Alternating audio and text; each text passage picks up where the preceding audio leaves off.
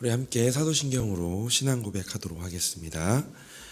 전능하사 천지를 만드신 하나님 아버지를 내가 믿사오며 그 외아들 우리 주 예수 그리스도를 믿사오니 이는 성령으로 잉태하사 동정녀 마리아에게 나시고 본디오 빌라도에게 고난을 받으사 십자가에 못 박혀 죽으시고 장사한 지 사흘 만에 죽은 자 가운데서 다시 살아나시며 하늘에 오르사 전능하신 하나님 우편에 앉아 계시다가 저리로서 산자와 죽은 자를 심판하러 오시리라. 성령을 믿사오며 거룩한 공예와 성도가 서로 교통하는 것과 죄를 사하여 주시는 것과 몸이 다시 사는 것과 영원히 사는 것을 믿사옵나이다. 아멘. 찬송가 384장 찬송하겠습니다.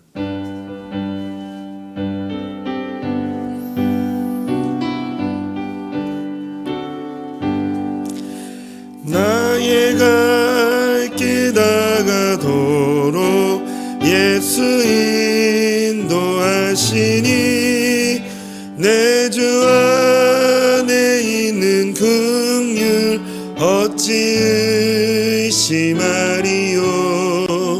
믿음으로 사는 자는 하늘 위로 받겠네. 무슨 일을 만나든지 만사형통하리라. 무슨 일을 만나든지 만사형통하리라. 나의 갈 길 다가도록 예수 인도하시니 어려운 일 당한 때도 족한 은혜 주시네. 나는 심히 고단하고 영혼 매우 가난함. 나의 앞에 반석에서 샘물 나게 하시네. 나의 앞에 반석에서 샘물 나게 하시네. 나의 갈 길 나가도록 예수 인도하시니 그의 사랑 어찌 큰지 말로 알 수 없도다. 성령 감화 받은 영혼 하늘 날아갈 때에 부른 나의 찬송 예수 인도하셨네. 영영 부른 나의 찬송 예수 인도하셨네. 아멘. 우리 하나님 말씀 함께 보겠습니다. 오늘 하나님 말씀은 열왕기하 15장 23절에서 31절까지의 말씀입니다. 열왕기하 15장 23절에서 31절까지의 말씀 한 절씩 교독하도록 하겠습니다. 유다의 왕 아사랴 제50년에 므나헴의 아들 부가히야가 사마리아에서 이스라엘 왕이 되어 2년간 다스리며 여호와께서 보시기에 악을 행하여 이스라엘로 범죄하게 한 느밧의 아들 여로보암의 죄에서 떠나지 아니한지라. 그 장관 르말리아의 아들 베가가 반역하여 사마리아 왕궁 호이소에서 왕과 아르곱과 아리엘을 죽이되 길르앗 사람 50명과 더불어 죽이고 대신하여 왕이 되었더라. 부가히야의 남은 사적과 그가 행한 모든 일은 이스라엘 왕 역대 지략에 기록되니라. 유다의 왕 아사랴 제52년에 르말리아의 아들 베가가 이스라엘 왕이 되어 사마리아에서 20년간 다스리며 여호와께서 보시기에 악을 행하여 이스라엘로 범죄하게 한 느밧의 아들 여로보암의 죄에서 떠나지 아니하였더라. 이스라엘 왕 베가의 때에 아수르 왕 디글랏 빌레셀이 와서 이온과 아벨벳 마아가와 야노아와 게데스와 하솔과 길르앗과 갈릴리와 납달리 온 땅을 점령하고 그 백성을 사로잡아 아수르로 옮겼더라. 우시아의 아들 요담 제20년에 엘라의 아들 호세아가 반역하여 르말라의 아들 베가가 쳐 죽이고 대신하여 왕이 되니라. 함께 읽겠습니다. 베가의 남은 사적과 그가 행한 모든 일은 이스라엘 왕 역대 지략에 기록되느니라. 아멘. 오늘 본문은 이 북이스라엘의 왕 이 부가히야와 그의 뒤를 이은 이 베가의 통치 시기를 다루고 있습니다. 그들의 이 통치 속에서 우리는 영적으로 타락한 지도자들의 이 모습과 또한 그의 결과, 그리고 하나님께서 그들의 타락에 어떻게 심판하시는지를 볼 수가 있습니다. 우리 먼저 23절, 26절은 이 부가히야에 대한 이야기인데요. 이 부가히야는 북이스라엘을 2년간 통치합니다. 이런 부가히야의 평가는 하나님 앞에서 범죄한 왕이었습니다. 그는 하나님 앞에서 북이스라엘의 역대 왕들과 같이 이 여로보암의 죄를 답습하는 악을 행했습니다. 이러한 행위는 결국 이 베가의 폭력과 반역으로 이 부가히야는 암살을 당하고 통치권을 잃게 됩니다. 이는 하나님 앞에서 계속된 죄가 결국 어떠한 대가를 치르게 되는지를 분명히 보여줍니다. 이어서 27절부터 31절은 베가에 대한 이야기입니다. 베가 역시 부가히야와 유사한 길을 갔습니다. 베가는 더 긴 기간 동안 북이스라엘을 통치했지만 그의 통치의 끝은 참혹했습니다. 그의 시대에 이 북이스라엘은 아수르 왕에 의해서 파괴되어지고 많은 백성들이 포로로 잡혀가서 이방 땅으로 끌려가게 됩니다. 이 두 왕의 이야기는 죄가 인도하는 길이 결국 어떠한 파국으로 이어지는지를 강력하게 보여줍니다. 이 반역과 암살, 그리고 외세의 침공으로 인한 땅과 백성들을 빼앗김은 바로 그들의 영적인 타락으로 인한 하나님의 심판의 결과였습니다. 이 두 왕은 이전의 역대 왕들과 같이 공통적으로 동일한 죄를 지었죠. 바로 어떤 죄인가요? 우리 몇 번 이게 말씀드렸지만 계속 우리 또 설교자들이 말씀드렸겠지만 바로 이 여로보암의 죄에서 떠나지 않은 것이었습니다. 열왕기하 15장 24절 그리고 28절에 동일한 어기로 되어 있는데요. 24절 말씀 보겠습니다. 여호와께서 보시기에 악을 행하여 이스라엘로 범죄하게 한 느밧의 아들 여로보암의 죄에서 떠나지 아니한지라. 이 말씀이 역대 북이스라엘의 왕들의 행적들을 보면, 평가들을 보면 꼭 이 말이 항상 첨부되어져 있습니다. 이 여로보암의 죄를 끊어내지 못하고 그 죄에 따라 이어서 갔다. 이 여로보암의 죄는 이 북이스라엘의 초대왕 여로보암 1세가 범한 죄로 이는 북이스라엘의 왕들이 하나님을 떠나 우상숭배에 빠지게 만들었습니다. 이 여로보암은 북이스라엘 백성들이 남쪽 유다의 예루살렘 성전으로 가서 제사 드리는 것을 막기 위해서 베델과 단에 금송아지를 세우고 그곳에서 예배를 드리도록 했습니다. 이것은요, 우리가 이 출애굽 당시에 이스라엘 백성들이 모세가 시내산에 올라갔을 때 그때 이 아론을 닥달해서 야, 우리에게 신을 달라, 하나님을 만들어 달라 했을 때 그때 만들어서 나왔던 이 금송아지, 그것과 유사합니다. 그래서 이것은 금송아지를 만들고 숭배했던 죄와 비슷하고 이것은 또한 하나님께서 금지하신 우상 숭배였습니다. 또한 이것뿐만이 아니라 제사장 제도를 왜곡시켜서 하나님께서 정하신 제사장의 기준을 어기고 자신이 원하는 사람들을 제사장으로 임명하였습니다. 이것 또한 하나님께서 정하신 제사장 제도를 무너뜨려서 하나님의 뜻을 거스리는 큰 죄에 해당합니다. 결국 여로보암은 백성들까지도 잘못된 예배와 우상 숭배를 하는 잘못된 길로 이끌었습니다. 그는 자신의 정치적인 안정과 권력을 위해 하나님께서 명령하신 예배 방식을 따르지 않았고 인간적인 방법으로 하나님을 왜곡했던 것입니다. 결과적으로 백성들이 하나님을 멀리하고 우상 숭배에 빠지게 하였고 후대의 북이스라엘 왕들도 여로보암의 길을 따르게 만들었습니다.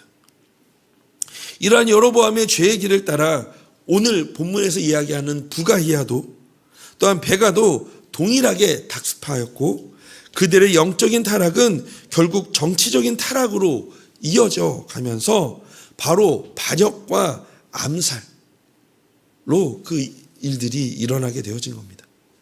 그래서 이 반역과 암살의 악순환은요, 북이스라엘 역사를 특정짓는 가장 대표적인 내용들입니다. 특히 이러한 반란의 사건들은 본문의 베가와 같이 왕이 가장 신뢰할 만한 측근에 의해서 이루어진 것이 대부분이었습니다. 이는 하나님을 가까이 모셔야 할 이스라엘이 도리어 하나님을 배반하는 일을 다시 상기하게 하며 또한 궁극적으로 이러한 비극적인 역사는 북이스라엘이 행한 불신앙의 죄악으로 인해 내려진 하나님의 징계의 사건임을 이 본문은 암시하고 있습니다. 그렇다면 오늘 본문을 통해서 오늘을 살아가는 우리 성도요 그리스도인들에게 주는 교훈이 무엇일지 오늘 두 가지를 좀 살펴보기를 원합니다. 첫 번째는요, 하나님의 심판은 피할 수 없다라는 겁니다. 부가히야와 베가는 자신들의 방법으로 나라를 다스리려고 했지만 결국 하나님의 심판을 피할 수는 없었습니다. 부가히야는 그의 장군 베가에 의해 살해되었고 베가도 아수르의 침략으로 나라를 빼앗기면서 비참한 종말을 맞이하게 됩니다. 특히 29절에서 나오는 아수르의 침략은 북이스라엘의 멸망을 향한 중요한 이정표가 되어집니다. 이 아수르의 왕이 북이스라엘의 많은 지역을 정복하고 백성들을 포로로 끌고 간 사건은 단순한 역사적인 사건이 아닙니다. 이것은 북이스라엘이 하나님의 말씀을 거부하고 우상을 섬긴 하나님을 반역한 결과였습니다. 이 사건은 오늘날 우리가 하나님을 떠날 때 받을 수밖에 없는 결과를 보여줍니다. 하나님의 심판은 반드시 임합니다. 아무리 그 순간에는 그 죄가 큰 문제로 보이지 않을지라도 하나님은 그분의 뜻에서 돌아선 자들에게 반드시 심판을 내리십니다. 누가복음 13장 2절 3절 말씀입니다. 대답하여 이르되 너희는 이 갈릴리 사람들이 이같이 해받음으로 다른 모든 갈릴리 사람보다 죄가 더 있는 줄 아느냐? 너희에게 이르노니 아니라 너희도 만일 회개하지 아니하면 다 이와 같이 망하리라. 사랑하는 우리 성도님, 이 부가히야와 베가의 이야기를 통해 죄가 얼마나 무서운 결과를 가져오는지를 마음에 새겨보시기를 바랍니다. 이 두 왕의 삶은 죄를 계속해서 짓는다면 결국 그 대가를 피할 수 없음을 분명하게 보여줍니다. 뿐만이 아니라 그들의 이야기는 단순한 역사적인 사건을 넘어서 죄에 대한 하나님의 심판과 그 심각성을 우리들에게 일깨워 줍니다. 이들의 죄악이 어디까지 향하게 되어지나요? 자신들만 심판을 받은 것이 아니라 자신들에게 속하져 있는 그들의 백성들까지 임하게 되어집니다. 단지 자신의 욕심과 자신의 권력을 유지하기 위한 그들의 죄악이 결국은 백성들의 고통과 고난을 주게 되었다는 사실입니다. 그렇다면 오늘날 우리에게 적용할 수 있는 것은 무엇일까요? 오늘날 우리 또한 우리가 알게 모르게 또한 우리가 하나님의 죄임에도 불구하고 그냥 습관적으로 그냥 넘어가고 또한 가볍게 여길 때에 그것이 우리를 넘어서 때로는 우리의 가정에 때로는 내가 몸담고 있는 그 자리에 흘러가게 되어지지는 않을까요? 그래서 그 죄의 영향력이 결국은 우리를 넘어 또 다른 사람에게 그 영향력이 흘러가게 되어지지 않을까요? 우리는 때때로 자신도 모르게 죄의 길을 걸어갈 수 있습니다. 그러나 다시 그 경로를 멈추고 바꾸어 하나님 앞으로 돌아서야 합니다.